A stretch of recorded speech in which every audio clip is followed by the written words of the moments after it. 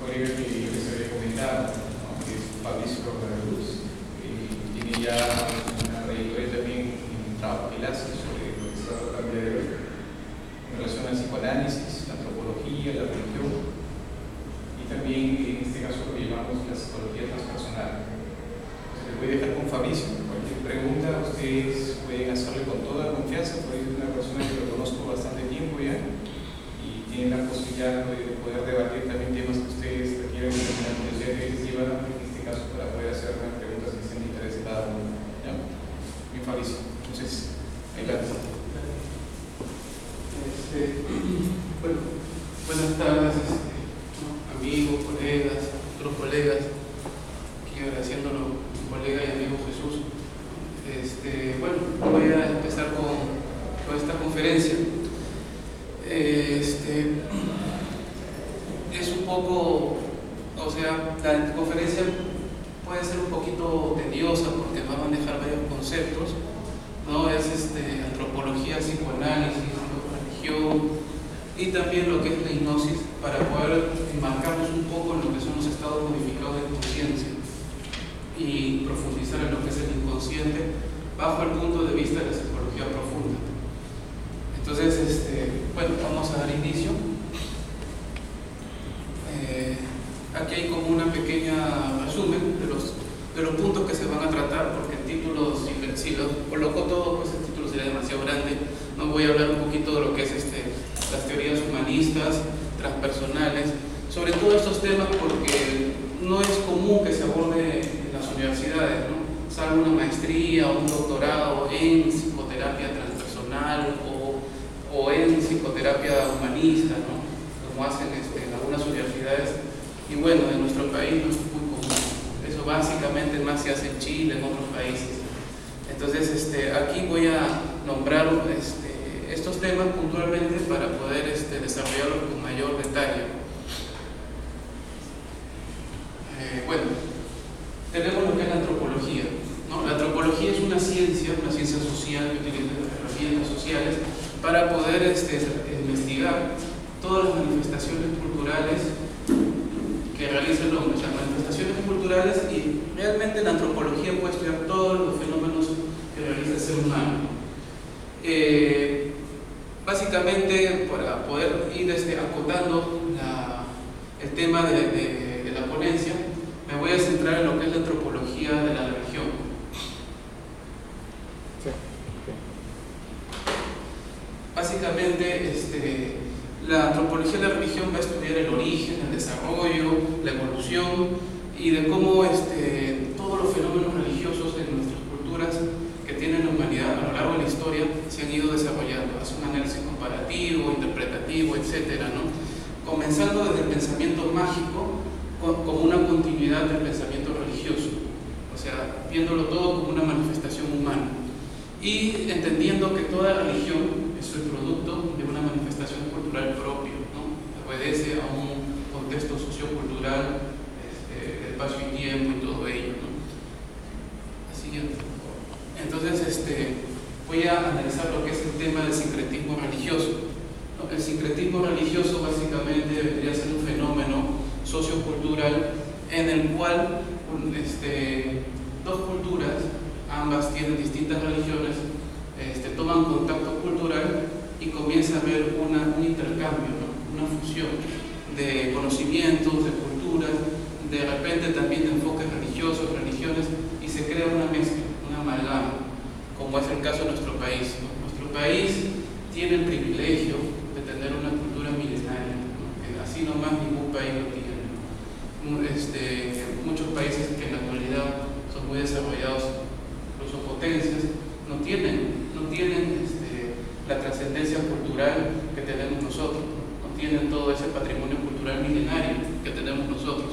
Por eso es que justamente en nuestro país tenemos todos los recursos, o sea, tenemos todo el conocimiento con el cual trabajar, ¿no? Las comunidades y todo ello para poder investigar aún más.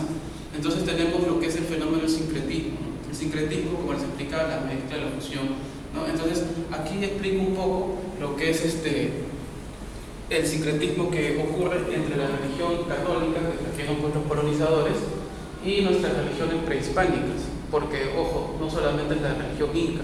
Antes de la religión inca existieron también otras religiones según las distintas culturas, el imperio Chimú, etcétera, etcétera, tenían sus distintas religiones y se fueron integrando, amalgamando dentro de la religión inca.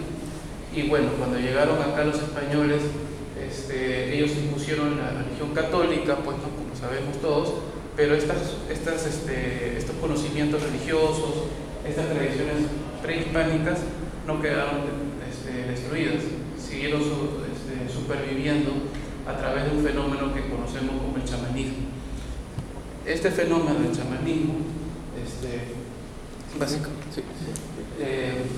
es lo que se va a estudiar en profundidad y se va a hacer comparaciones, porque a veces queda como que un poco relegado estos fenómenos, ¿no? O sea, es visto de repente a veces como con desdén, de repente dentro de algunos círculos académicos, ¿no? Sobre todo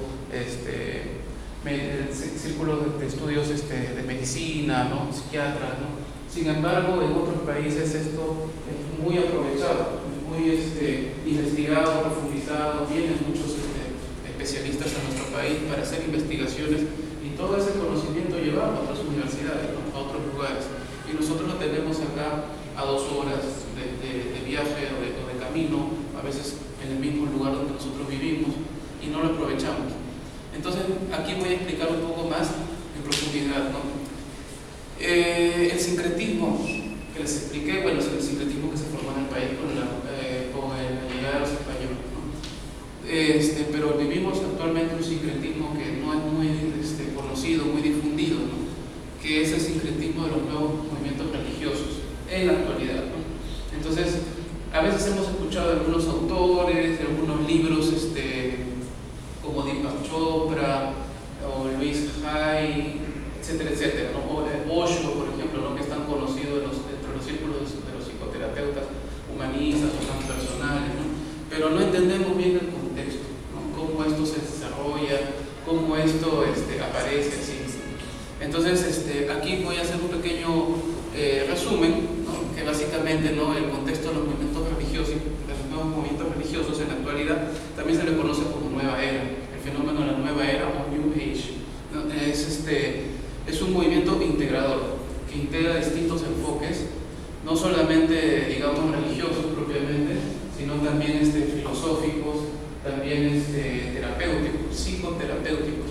Ese es el caso que en la humanidad ha ido avanzando la línea de pensamiento y ahora no solamente se está integrando lo religioso, sino también lo psicoterapéutico, la terapia del alma, por decirlo así, de la psique, del ser humano.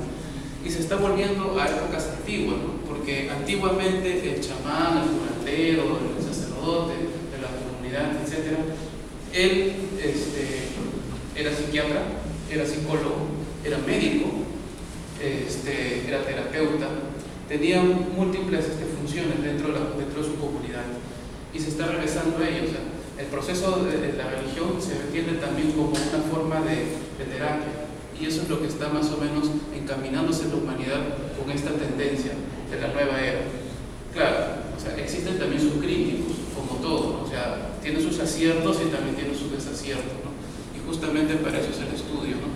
Entonces, esta tendencia abarca, pues, por ejemplo, personajes conocidos como Elena Blavatsky, Sai Baba, Sri Aurobindo, Osho, que les comentaba, Uspensky, Luis Hay, Deepak Chopra y entre muchos otros, un promedio de 30 más o menos, ¿no? Y también integra las terapias alternativas como son la acupuntura, el reiki, sanación, la hipnosis, que voy a hablar más adelante sobre las técnicas, lo que es el enneagrama de la personalidad, la meditación, mindfulness, muy utilizada en la actualidad, las técnicas de relajación, el zen, ¿no? Todo ello, ¿no? El enneagrama de la personalidad del psiquiatra Claudio Naranjo, un psiquiatra muy famoso, chileno, ¿no? Y también integra lo que son las psicoterapias humanistas, la bioenergética, basada en las investigaciones del Dr. Wilhelm Reich y actualmente desarrollada en profundidad, actualmente ya por Lowen, ¿no? Después tenemos las psicoterapias transpersonales como la terapia de la respiración holotrópica, desarrollada por los psiquiatras Stanislav Grof y su esposa, Cristina Grof, que en la actualidad ellos viven y siguen haciendo sus seminarios. Y bueno, la nueva era plantea que todas las religiones se basan en algunos puntos, y estos puntos vendrían a ser el amor, la compasión, la integración entre los seres humanos y una serie de valores. Y plantea de que todas las religiones en esencia son lo mismo. Un punto de vista que a veces es discutible, ¿no?, por algunos investigadores. Dice que las religiones son aparentemente distintas, que tienen distintos ropajes, pero en esencia son lo mismo. Bueno, ese es el planteamiento de este enfoque de la nueva era. Ahora vamos a entrar un poco más a profundidad, vamos a hablar del psicoanálisis. Bueno, el psicoanálisis, como ustedes conocen, es un modelo teórico, ¿no?, que también es una práctica terapéutica, también es un sistema de investigación en el inconsciente de las personas para poder curar, sanar distintas neurosis, y trabaja pues lo que son las fobias, las histerias y todo ello, ¿no? Sigmund Freud no fue el descubridor de ello, pero él básicamente lo que hizo fue sistematizar de repente conocimientos, su propia experiencia que tenía con pacientes, porque él era médico, ¿no?, y fue sistematizando, y en base al estudio de casos y a la sistematización objetiva, comenzó poco a poco a encontrar líneas en común entre los distintos casos que él iba trabajando, iba tratando, encontró líneas en común y cosas que se repetían y que veía una secuencia, y en base a eso construyó lo que es el psicoanálisis. Y bueno, básicamente el psicoanálisis ahora en la actualidad pues es todo un universo, existen muchas escuelas, muchas líneas, etcétera, etcétera. Aquí les coloco el concepto de lo que es la reacción. ¿Por qué lo coloco? Porque justamente este tema, este concepto es el que se integra con los demás aspectos de acá de la ponencia, ¿no? La reacción es un proceso a través del cual el paciente o el cliente, depende del enfoque que ustedes sigan, hace su descarga emocional, libera lo que son emociones que están muy reprimidas, muy controladas, muy almacenadas, y que le están generando pues, procesos negativos, digamos, neurosis, etc. Entonces, el paciente va a liberar todos esos afectos, todos esos recuerdos que están ahí reprimidos en el inconsciente, y de esa manera, a través, digamos, de un proceso quizás catártico, ¿no?, el paciente se va a comenzar a liberar y se va a ir haciendo su descarga emocional. Entonces, esto es importante porque tiene relación con los procesos de la antigüedad, ¿no? Por ejemplo, con las técnicas chamánicas y todo ello de las distintas culturas, ¿no? Estamos hablando aquí, digamos, de una visión un poco más holística, ¿no? Siempre ha estado presente el proceso de la reacción en todas estas terapias. Entonces, no podemos hablar de psicoanálisis si no enfocamos también el tema del inconsciente, que es sumamente importante, y justamente la reacción hace referencia a ello. O sea, del inconsciente va a salir todo ese, digamos, recuerdos reprimidos, traumas, etcétera, que tienen que salir hacia afuera, expresados y liberados. Entonces, aquí hago una distinción, porque como estoy hablando de psicología profunda, estoy hablando de varias corrientes, no solamente de Freud, sino también de Jung, que es psicología analítica. Entonces, explico lo que es el inconsciente propiamente dicho, que es lo que investigó Freud, o también conocido como inconsciente personal, que fue el nombre que le dio Carl Gustav Jung al inconsciente que Freud describía. ¿Y para qué hizo esa aclaración o colocar ese concepto como un detalle? Porque Jung fue más profundo, incluso en sus investigaciones. Planteó el concepto del inconsciente colectivo, ¿no? Entonces, Freud hablaba del inconsciente que se trabaja para la terapia psicoanalítica, pero Jung hablaba del inconsciente colectivo. Y dentro del inconsciente colectivo estaba lo que se conoce como arquetipos, lo que Jung le llamó arquetipos. Estos arquetipos vienen a ser posibilidades que todos los seres humanos tienen dentro de su inconsciente. Todos tenemos esos distintos arquetipos en nuestra mente. Ahora bien, los arquetipos no son necesariamente roles que uno asume, sino son potencialidades, o sea, son, como decir, características que uno puede desarrollar, puede sacar más adelante en determinadas circunstancias o situaciones de su vida. Y claro, bueno, no voy a profundizar en los arquetipos porque eso ya sería tema para otra conferencia, porque es bastante largo ese tema. Entonces, tenemos ahí lo que es la psicología profunda. Aquí coloqué unas imágenes de Jung, ¿no? Jung toda su vida se la pasó estudiando, investigando, viajó a distintas culturas, viajó a África, viajó a Asia, haciendo justamente estudios antropológicos, estudios también arqueológicos y también obviamente psicológicos, ¿no? Entonces, la psicología profunda, el término psicología profunda fue acuñado por Bleuler, ¿no? Un teórico que fue estudiado por Jung, que también fue estudiado por Freud, y él, el nombre de Bleuler, que colocó el nombre psicología profunda, fue tomado inmediatamente por Freud, porque entendió que ese concepto de psicología profunda describía muy bien lo que es el psicoanálisis, ¿no? Ya que es la única, bueno, es la terapia que empezó profundizando en el psicoanálisis de los pacientes, profundizando en el inconsciente de los pacientes. Entonces, bueno, ahí tenemos sus representantes, ¿no? Pierre Janet, William James, Carl Gustav Jung, Freud, entre otros, ¿no? Bueno, aquí voy a hablar un poco de lo que es la hipnosis, ¿no? La hipnosis es una técnica que fue estudiada por Freud y por varios psiquiatras, ¿no? En la actualidad manejan esta técnica, ¿no? ¿Y para qué utilizan esta técnica? Justamente para poder sanar algunos traumas, entender el contexto, por ejemplo, de los problemas que tienen algunos pacientes. Existen muchos mitos sobre la hipnosis, muchos mitos, ¿no? De que la hipnosis, la persona que hace la hipnosis o que aprende la hipnosis tiene que tener poderes y una serie de cosas medias, digamos así, mágicas, ¿no? Pero no, aquí no hay nada de mágico. La hipnosis es un proceso científico, ¿no? Que tiene su estudio, su método y todo ello. Y lo que trabaja son con los estados mentales que todos tenemos. Justamente el tema de las conferencias son los estados modificados de conciencia. Entonces, el estado de la hipnosis es un estado modificado de conciencia. Entonces, la hipnosis va a producir en el paciente que entre en ese estado para poder trabajar con él y poder sacar esos recuerdos y comenzarlos a trabajar y sanar. De esa manera es como si uno fuese un programador, ¿no? Y entra a la memoria de la computadora y vamos a buscar ahí los archivos y todo eso, ¿no? Hay algo que está fallando, que está generando un problema, un malestar, ubicamos, lo sacamos, lo comenzamos a ver y vemos qué programación hay errónea que está creando ese malestar en el paciente. Más o menos algo así es la hipnosis, ¿no? Se le induce al paciente al estado hipnótico, que es un estado modificado de conciencia, para que eso evoque, salga y poderlo trabajar.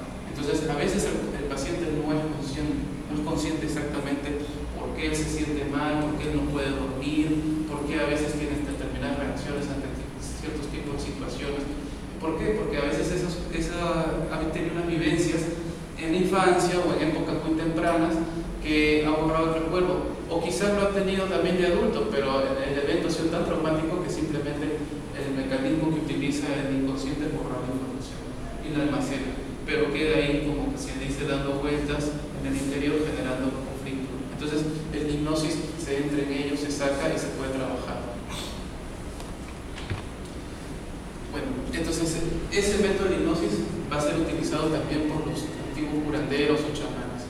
Quizás no sistemáticamente, ¿no? Como actualmente se estudia, pero va a ser trabajado porque se busca entrar en esos estados hipnóticos. Entonces, aquí coloco este personaje, un psiquiatra famoso peruano, ¿no? Me parece que nació en Arequipa, Carlos Alberto Seguí, que hizo muchas investigaciones sobre lo que es conocido como psiquiatría folclórica. Él lo denominó de esta manera e incluso escribió varios libros sobre el tema e hizo investigaciones y es reconocido internacionalmente. Él empezó estudiando lo que es la psiquiatría transcultural y después ya lo focalizó dentro de lo que él le denominó psiquiatría folclórica e hizo estudios sobre importancias de las distintas expresiones culturales. Un libro muy famoso de él es El Quinto Hilo, un libro conocido que es muy recomendable su lectura, ya que te ayuda a poder trabajar con tu paciente, amplificar tu percepción, ser más receptivo a lo que el paciente está transmitiendo, a su semiología, etcétera, etcétera, y tú poder determinar más rápidamente qué puede ser lo que le está acongojando al paciente, etcétera, etcétera, ¿no? Entonces ayuda a crear una relación mucho más profunda con el otro, ¿no? Con la otra persona. Y esto es tan importante porque nuestra tendencia, nuestra sociedad es a la individualidad, ¿no? A no escuchar al otro, a solamente centrarnos en nuestros asuntos y todo ello. Entonces, por eso es que actualmente se hace tan difícil cosas que, digamos, hace unas décadas era un poco más fácil, y supongo que hace 100 años era mucho más fácil. Entonces, sus trabajos que él hizo son muy recomendables, sobre todo para los nuevos estudiantes de psicología, los que también quieren llevar el camino a la psicoterapia, son muy recomendables. Tenemos lo que es el enfoque de la psicología humanista.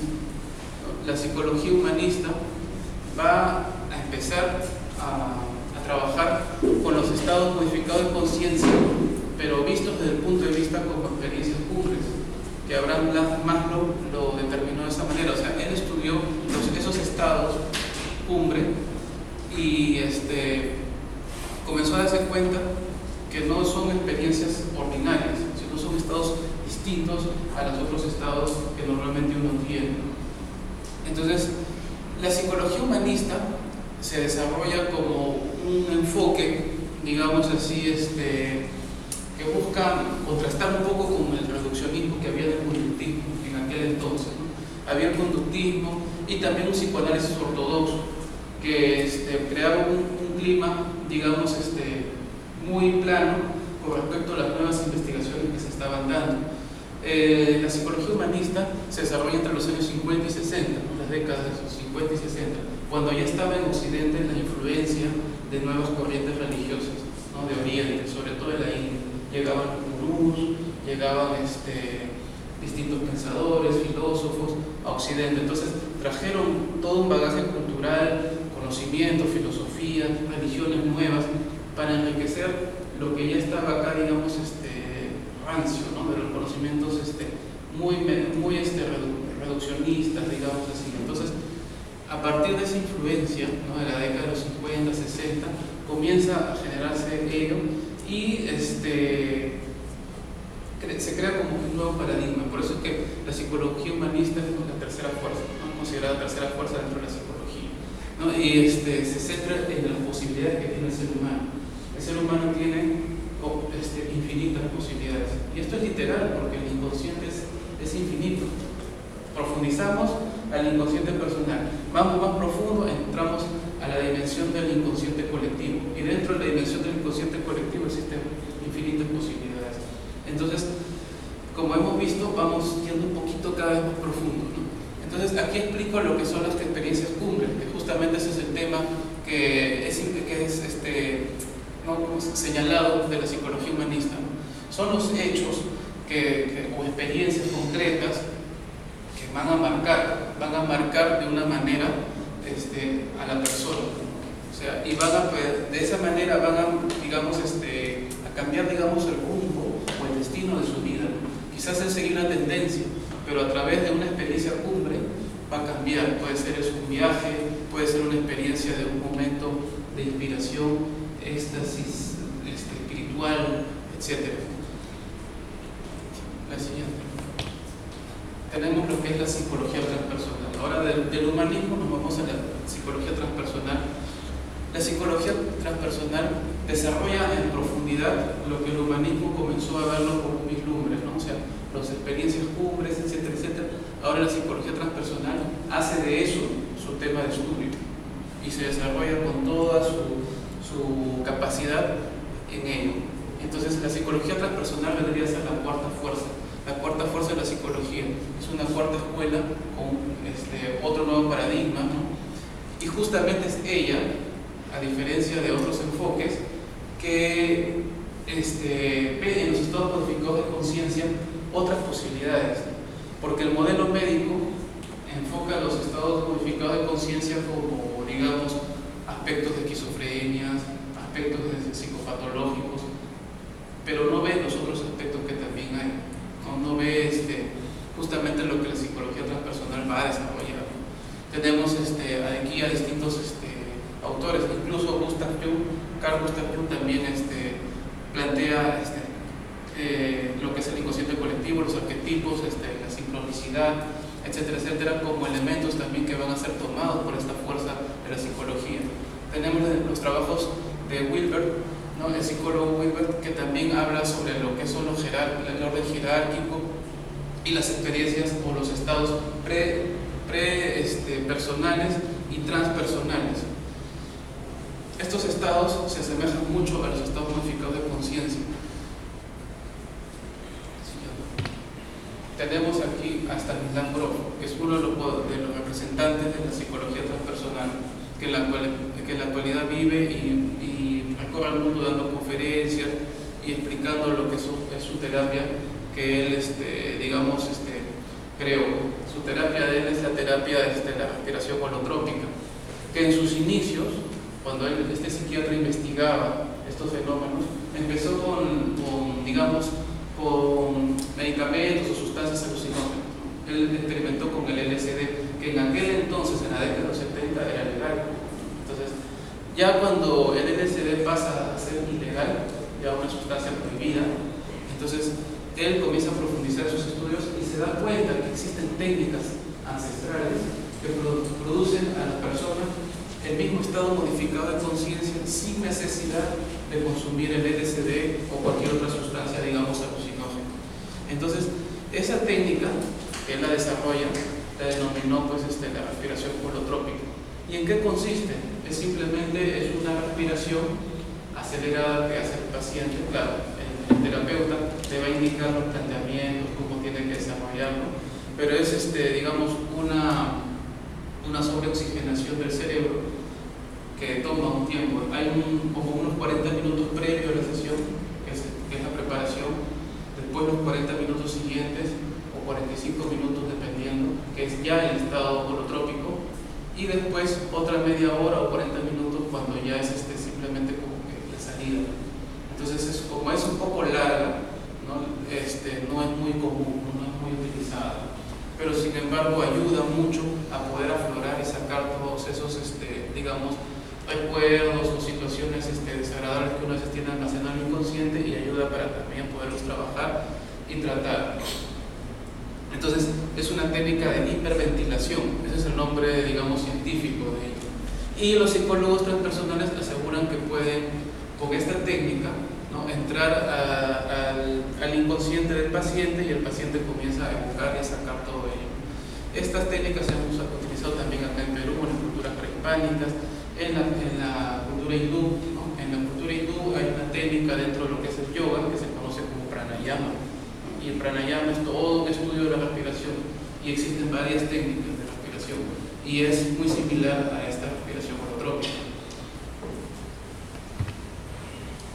Y bueno, aquí tenemos lo que son los distintos niveles, ¿no? Bueno, la psicología transpersonal se basa en los estados modificados de conciencia, como las experiencias cumbre que habló Abraham Maslow, ¿no?, que pueden ser experiencias místicas, pueden ser experiencias de trances sistémicos o experiencias trascendentes, metafísicas, etc. También la expansión de la conciencia individual o conocimiento interior. A veces también son llamados a estos estados de espiritualidad. No necesariamente tiene que ver la mística con la religión. Ojo, esto es algo también que quiero aclarar, porque a veces las personas ven esto y dicen, no, yo no soy, pero si yo no creo en nada, yo soy ateo, no entiendo. Pero todo ser humano tiene la capacidad de entrar en estos estados modificados de conciencia, de repente un estado místico, ¿no?, sin necesidad de repente de creer en Dios o tener unas creencias más elaboradas religiosas, porque también en el budismo zen, por ejemplo, que en su esencia es ateo, ¿no? El budismo es ateo, entra en estos estados a través de la meditación, el mindfulness, ¿no? Entonces, eso quiero aclarar por si acaso, porque a veces hay personas que tienen un poquito esa idea, digamos así, equivocada, de que el misticismo o la espiritualidad tiene que estar ligada con una creencia religiosa o con la creencia en un Dios o la devoción a unos dioses, etc. Y no es así. Entonces, tenemos aquí el planteamiento de Kim Wilber, que distingue 3 niveles de desarrollo de la conciencia, ¿no? El primer nivel, el prepersonal, que aquí está más aclarado el concepto, que se caracteriza porque no tiene una conciencia de su propia mente. Por ejemplo, los bebitos, los niños muy pequeños, los infantes, ¿no? Después viene el nivel personal, cuando uno ya es consciente de su yo y se distingue de otras personas. Y después viene el nivel transpersonal, que justamente es el nombre de esta corriente. El transpersonal es el que se enlaza, ¿no?, con el desarrollo espiritual. O sea, ve otras potencialidades mucho más allá de lo meramente común que tiene el ser humano, ¿no?, que es comer, dormir, etcétera, ¿no?, y las cosas materiales. Ve su dimensión con respecto a la trascendencia, con respecto al universo, su relación, digamos así, cósmica, ¿no?, mucho más amplia de la mente. Entonces, esa es la dimensión transpersonal. Ve su relación con la ecología, con el planeta, su aspecto espiritual, etcétera, ¿no? Y bueno, aquí en estas imágenes he planteado, por ejemplo, ¿no?, la relación sexual entre una pareja, ¿no?, está esquematizada de esa manera artística. Ese también es un estado modificado de conciencia. Lo que pasa es que nosotros no nos damos cuenta, no lo sabemos, no se nos explica. A veces el sexo se ha vuelto algo muy trivializado, muy degradado. Entonces, pero en su verdadera dimensión, realizado con amor, con ternura, con empatía, sobre todo, ¿no?, con amplitud, con apertura emocional y entrega plena, es algo muy hermoso y es un estado modificado de conciencia. Por eso es que en las filosofías orientales, por ejemplo, como el tantrismo, ¿no?, se conoce esto como una práctica espiritual, ¿no? Y eso rompe el esquema con el cristianismo, el catolicismo y estas religiones que han reprimido lo que es la sexualidad, la expresión de la sexualidad. El tantrismo lo utiliza como una vía, un camino hacia lo espiritual, hacia la dimensión espiritual del ser humano, que no tiene que por qué ser visto como algo negativo, pecaminoso, malo, sucio, etcétera, etcétera, sino más bien cuando se es desarrollado en su contexto adecuado, es algo muy enriquecedor para la persona, para el ser humano, para el individuo. Y bueno, en esta otra imagen tenemos lo que es una persona que está en estado de meditación, y aquí se mencionan algunos centros de energía del cuerpo que van en relación con la columna de la persona. Tenemos el primero, el segundo, el tercero hasta el séptimo. Son centros de energía que se utilizan mucho en lo que son las terapias de sanación energética, como por ejemplo el Reiki, y la sanación pránica, el Qigong, incluso la acupuntura. Hablan también de centros de energía en el cuerpo humano, y la acupuntura ha sido comprobada mucho, ¿no?, en la medicina, sobre todo en el caso de los deportistas, ¿no?, los futbolistas que tenemos. Ellos reciben tratamientos de acupuntura para aliviar sus dolores, para aliviar esguinces, etcétera, etcétera. Entonces, eso también se basa en estos centros de energía del cuerpo, porque el cuerpo tiene su parte física, que es verificable por los 5 sentidos, y tiene su parte energética, que no se puede ver, pero sí se puede reconocer sus efectos en el trabajo de las energías del cuerpo humano. Bueno, aquí voy a hablar un poco de lo que es este antropólogo Levi Strauss, que hace paralelismos, ¿no?, hace unos estudios. Él crea lo que es la antropología estructural, ¿no?, y hace paralelismos de estudio. Como antropólogo estudia las manifestaciones culturales del ser humano, y habla sobre lo que es el chamanismo como un fenómeno cultural, y también fue estudioso del psicoanálisis. Entonces hace un estudio comparativo, ¿no?, que ambos, digamos, sistemas, el sistema más relacionado con la medicina, con la psiquiatría, que es el psicoanálisis, y el chamanismo, que es más folclórico, digamos así, ancestral, ambos tienen enfoques, digamos, tienen estructuras, mejor dicho, un poco diferentes, pero tienen puntos de sincronicidad, ¿no?, puntos en que los dos coinciden.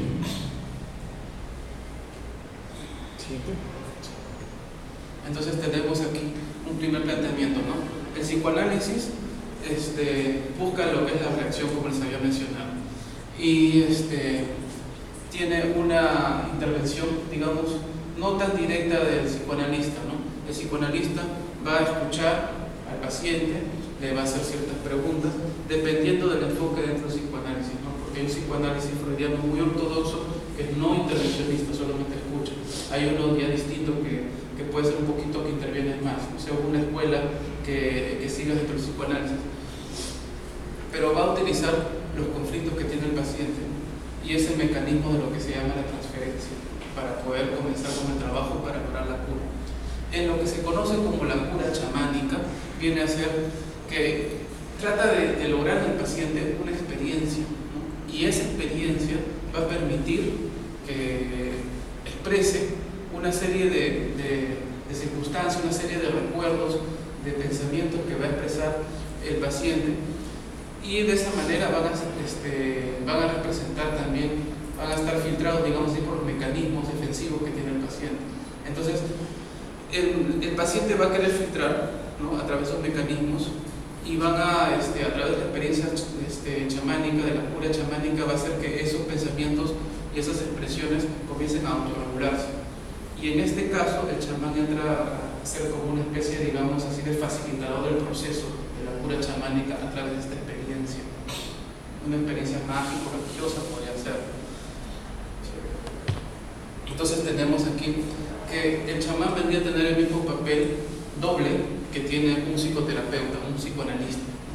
Y bueno, en el primer papel, el psicoanalista es un oyente, va a escuchar, va a tratar de analizar el discurso del paciente, cuál es su discurso que da.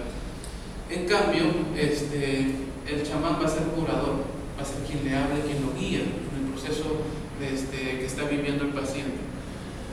Entonces ahí podemos ver que se establece una relación inmediata con la conciencia del paciente, pero también con el inconsciente del paciente. Entonces, de esta manera, ambos van a coincidir en que trabajan con el consciente y también con el inconsciente del paciente.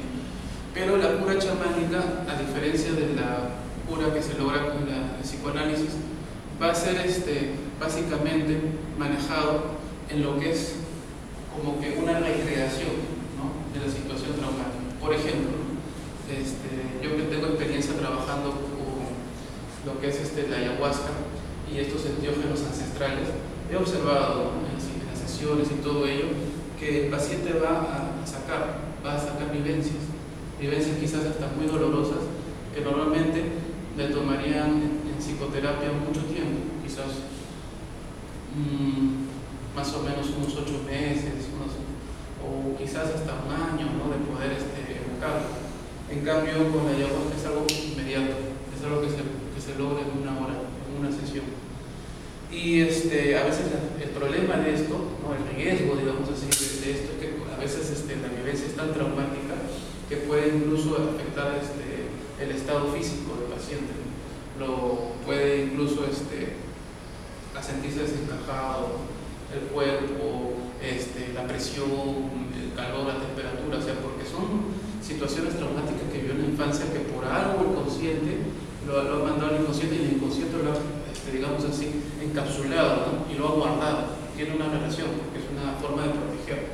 Entonces, en el momento en que eso se destapa y sale, es el trabajo que tiene que hacer ahí digamos el chamán, que tiene que tener unos conocimientos, una experiencia, porque eso se transmite, digamos, generacionalmente, ¿no? A veces de abuelos a nietos, porque a veces el hijo no le interesa. Entonces, se transmite este conocimiento para poder lograr esa reacción, una reacción, digamos así, canalizada de una manera funcional para que el paciente se libere. Y bueno, a veces son situaciones traumáticas que recuerda el paciente puede ser que se ponga muy mal, llore, se desespere, entre como, digamos, un pequeño brote, ¿no?, le venga una pequeña crisis, es muy natural, incluso es hasta necesario, ¿no?, porque es un proceso de catarsis, el paciente va a liberar todo eso. Entonces, se le prepara previamente, se le explica al paciente antes de la sesión de la toma de la ayahuasca, y después, cuando ya el paciente está en la situación, libera todo eso. Pero ya como ha habido una orientación previa, una preparación previa, una charla previa, ya va a saber más o menos el paciente que lo que está viviendo es algo completamente natural, ¿no?, para que él no se desespere, no sienta que de repente entre en pánico, ¿no?, porque obviamente es un estado modificado de conciencia muy, muy marcado, muy fuerte. Incluso hay personas que por lo general tienen visiones de cosas extrañas, ¿no?, desde, por ejemplo, veo unos rostros, veo unos símbolos, veo colores, etcétera. Siento como que estuviese en la selva, escucho unos cantos de unas aves, y entonces todo eso a veces es visto por, digamos, enfoques poco reduccionistas como alucinaciones. Sin embargo, desde el punto de vista psicoanalítico, que se ha ido estudiando todo esto, tiene relación con psiquis del paciente. O sea, si después de la sesión, cuando ya el paciente termina, digamos así, el efecto de la ayahuasca y la persona ya está tranquila, al día siguiente también tiene una entrevista con el curandero chamán, el que le va a preguntar, ¿no? ¿Y qué cosa vistes? ¿Y cómo lo vistes? ¿Y qué sentías? A ver, cuéntame, ¿no? Entonces existe como, digamos, la etapa de cierre, ¿no? Para cerrar la sesión, que vendría a ser al día siguiente. Y ahí él va a explicarle todo, y el chamán va a comenzar a explicar, ¿no? Mira, estas imágenes, ¿a qué te recordaban? ¿Qué sentías? ¿No? Según eso se va enlazando con el mundo psíquico del paciente, o el mundo interior, digamos así, ¿no? Con su cosmovisión propia de cada individuo. Entonces, esas imágenes que vio no han sido alucinaciones incoherentes o al azar, etcétera, etcétera, ¿no? Como a veces las personas que no han profundizado en sus estudios le denominan, ¿no? No, son alucinaciones, no. Puede ser que no sea real, sí, pero tiene una significancia muy fuerte, muy trascendente con el mundo anímico de esa persona. O sea, es lo simbólico. Por eso es que esto tiene relación con el psicoanálisis. El chamanismo que utiliza sustancias, digamos, enteógenas, que es el término más adecuado, porque a veces usan alucinógenos, pero alucinógeno no es. Es mejor el término enteógeno, que significa Dios dentro de uno, porque cuando uno toma estas plantas sagradas con el debido respeto, con la debida, digamos, preparación y todo ello, incluso van a aparecer guías, que vendría a ser, digamos, el super yo idealizado de uno, que se proyecta en esa guía, y que te va a dar una serie de consejos y pautas, y te va a ayudar a cerrar tu proceso. Entonces, es todo un estudio profundo, no debería ser tomado de esa manera que a veces las personas, por la misma ignorancia, pues, lo toman a la ligera y dicen, no, son alucinaciones, son cosas ignorantes, dicen. Sin embargo, existe un centro acá que se llama Taquihuasi, muy famoso en Europa, ¿no? Pero en Lima no es conocido, en el que vienen del extranjero y con convenios, vienen psiquiatras, vienen neurólogos y se internan en Taquihuasi, que queda en la selva, y están ahí meses estudiando la ayahuasca, estudiando sus efectos, participando en sesiones y todo eso lo documentan y lo llevan a Europa y lo dan en charlas en las universidades. Mientras aquí todavía nosotros vemos esas cosas como cosas que las imaginamos.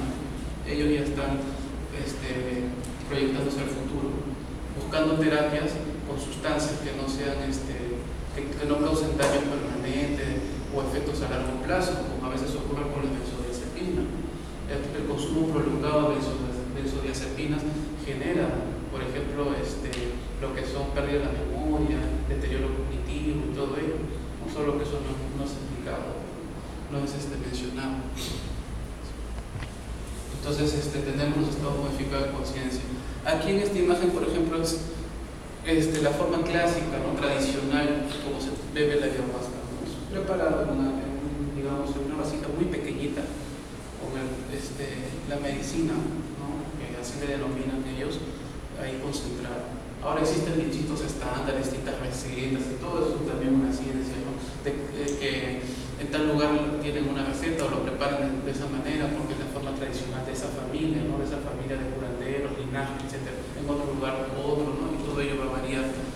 Bueno, aquí tenemos lo que son los estados modificados de conciencia, enumerados según lo que es el modelo médico, ¿no? El modelo médico o tradicional de la psiquiatría clásica, ¿no?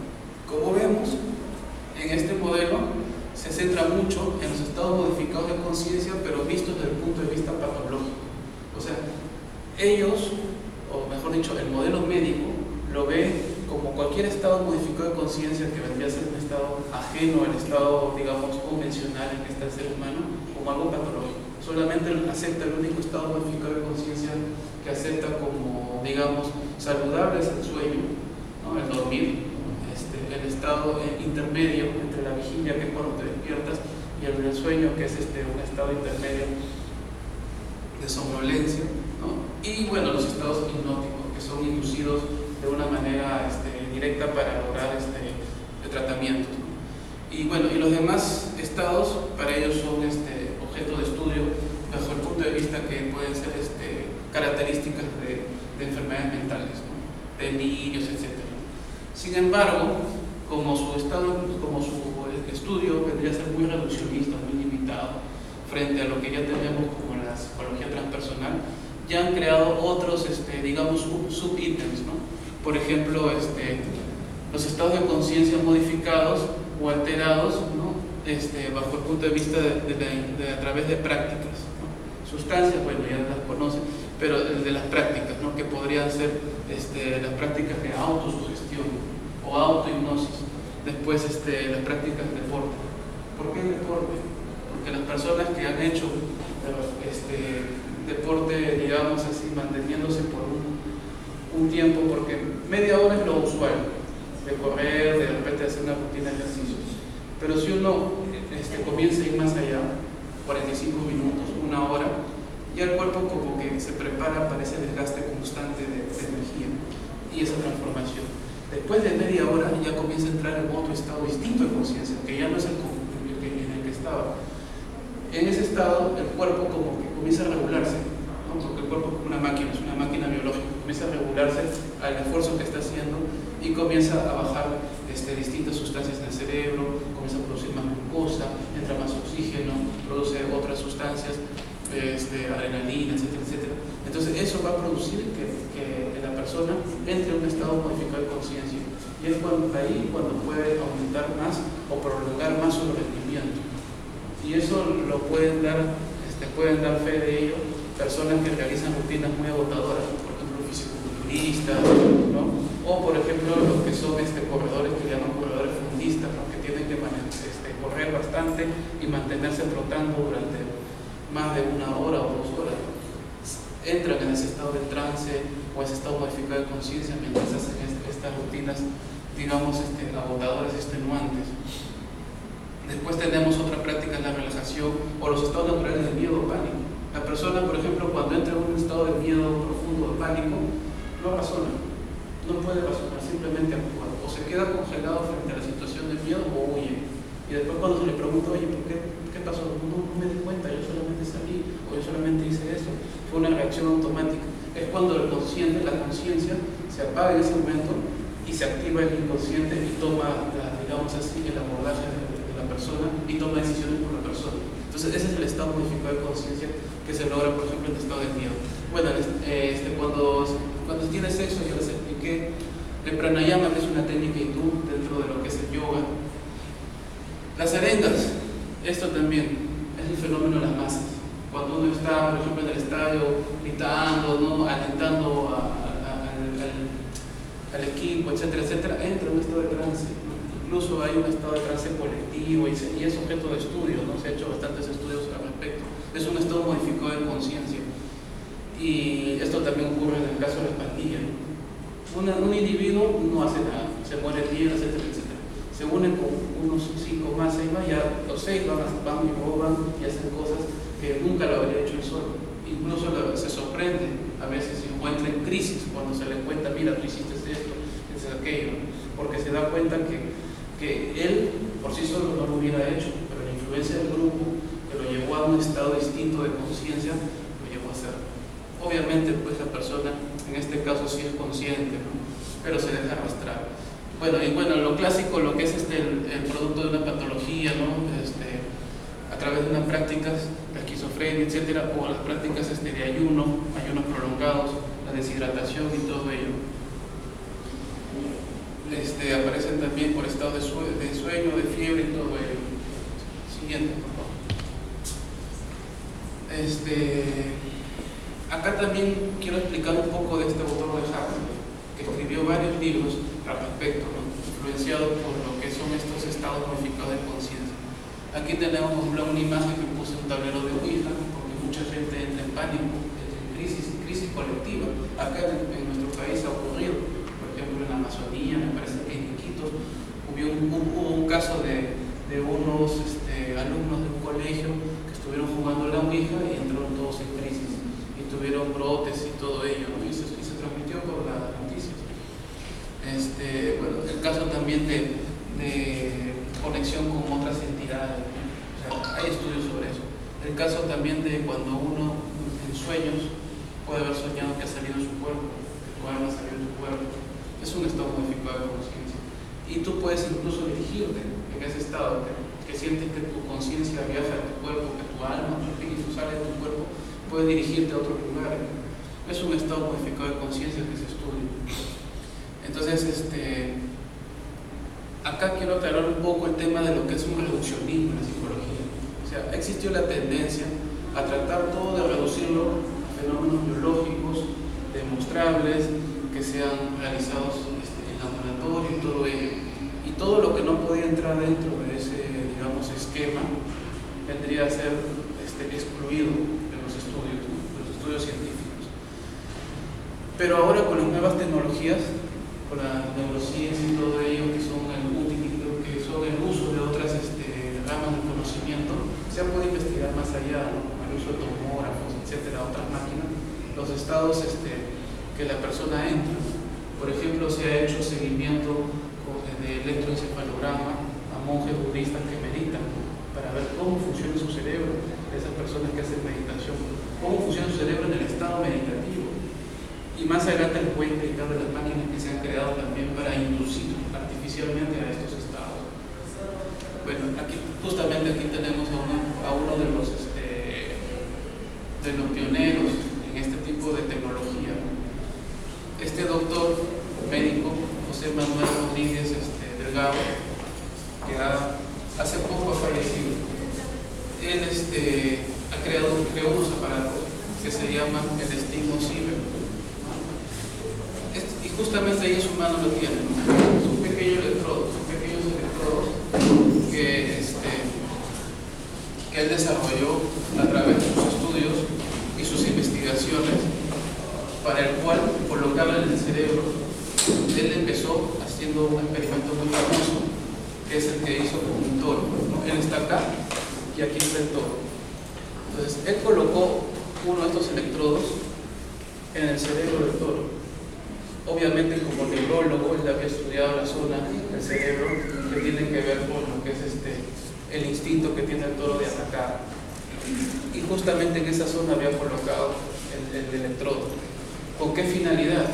Con la finalidad de poder demostrar al mundo, porque este video dio la vuelta al mundo y salió en las noticias y todo. Incluso ahí tengo el video que se estudia, es un video bien pequeño, en el cual él coloca el electrodo en el cerebro del toro y tiene un control remoto, como se ve acá en la otra mano. Tiene acá un control remoto y aquí tiene el electrodo.